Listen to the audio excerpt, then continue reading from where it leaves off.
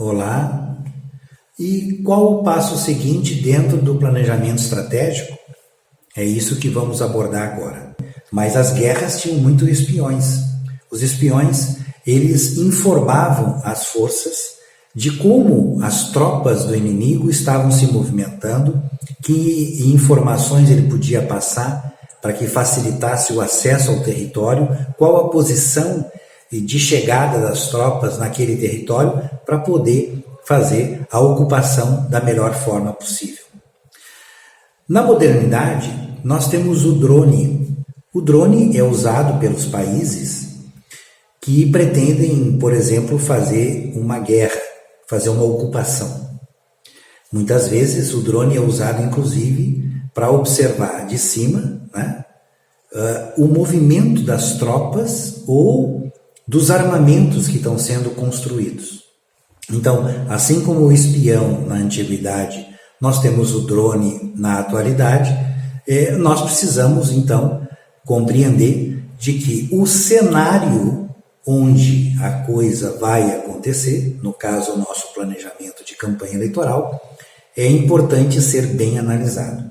Para isso, esse passo que nós temos agora é estabelecer o cenário que nós vamos atuar.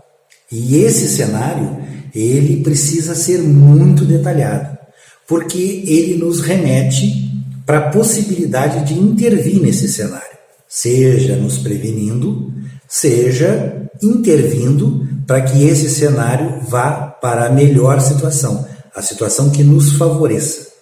Então, portanto, esse é um momento importante de estabelecer os cenários. E como eu faço esse processo?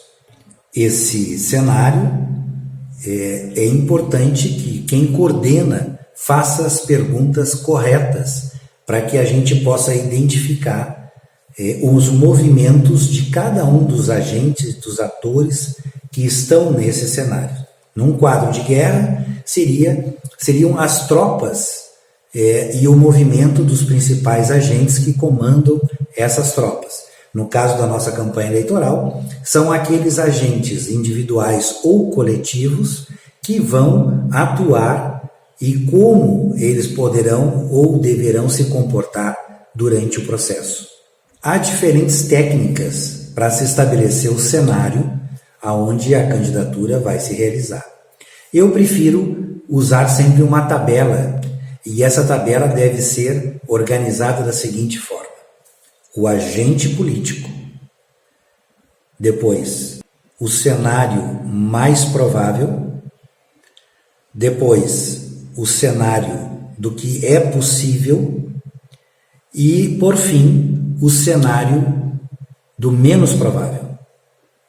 Vamos estabelecer aqui um regramento para cada um deles. Primeiro nós devemos preencher a coluna do agente, ou seja, aquele indivíduo ou aquela organização que possivelmente vai intervir no processo eleitoral e que pode atingir a sua candidatura, ou a candidatura de vereador ou de prefeito, tanto faz, né? Então eu posso colocar pessoas que têm um grau de importância e uma abrangência maior, ou eu posso colocar uma organização, um partido, por exemplo, que pode interferir negativamente ou positivamente no processo eleitoral.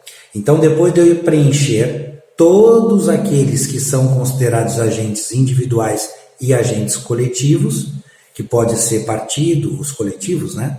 Os agentes coletivos que podem ser partidos políticos, sindicatos, associação de moradores, enfim, qualquer organização, assim como também os agentes individuais.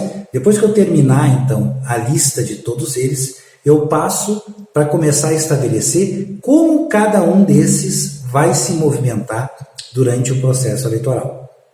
Então, eu parto para aquele cenário mais provável.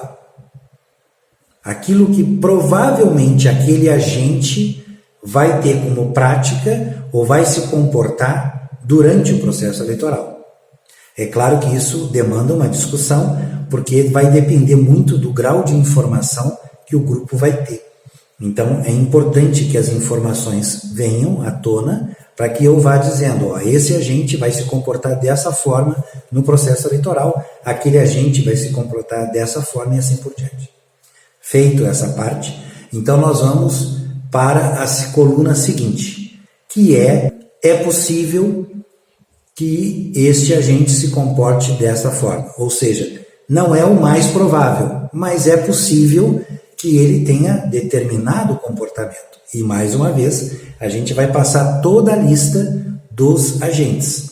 Porque a gente pode fazer uma previsão do que é mais provável, mas alguma modificação na conjuntura pode alterar e ele mude de comportamento durante o processo eleitoral. Então é a coluna ali do é possível também que esse agente se comporte desta forma. E a gente vai preenchendo didaticamente a partir da discussão. Terminada essa coluna, nós passamos para a coluna seguinte. É a coluna do pouco provável. É possível também, mas é muito difícil que esse agente ou aquele outro se comporte dessa forma. E também nós vamos passar por todos os agentes individualmente para ver aqui quais seriam as possibilidades de ele se comportar de forma diferente daquela que nós previmos como mais provável, daquela que é possível, ou seja, aquela que é pouco provável, então é a última coluna.